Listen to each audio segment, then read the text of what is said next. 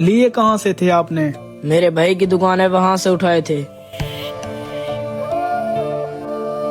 इसको food poison हुआ है। भाई साहब, इसकी वजह आपको भी पता है। डॉक्टर साहब ऐसी क्या वजह है? वजह ये है बेटा कि आपको फूड पॉइजन हुआ है। मैं कुछ दवाई लेकर दे रहा हूँ, आपको परहेज करना होगा।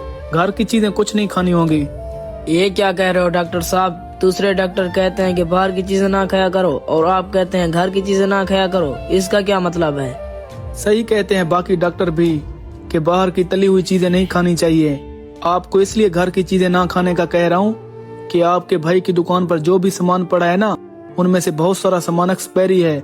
सुबह भी मैंने इसको कहा, इस तरह का सामान जो भी आपसे ले जाते हैं ना, वो भी बीमार होंगे, और आपके घर में जो इस तरह का सामान यूज होता है, आपके घर वाले भी बीमार होंगे।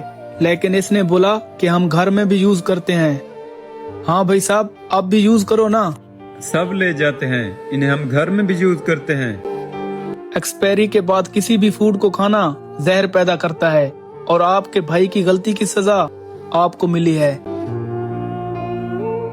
सॉरी डॉक्टर साहब, आज मुझे समझ आ गई है, जिन पैसों की लालच में आकर हम दूसरों का नुकसान करते हैं, उसकी सजा किसी न किसी सूरत में हमें भी जरूर आकर मिलती है।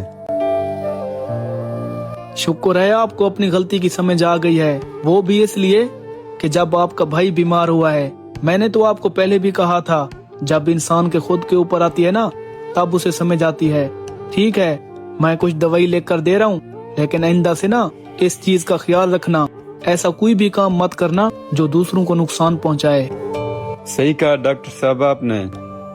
अपने फायदे या लालच के चक्कर में ऐसा कोई भी काम मत करें जो दूसरों को नुकसान पहुंचाए। एक बात याद रखें, जैसा करोगे एक न एक दिन आपके साथ भी वैसा ही होगा।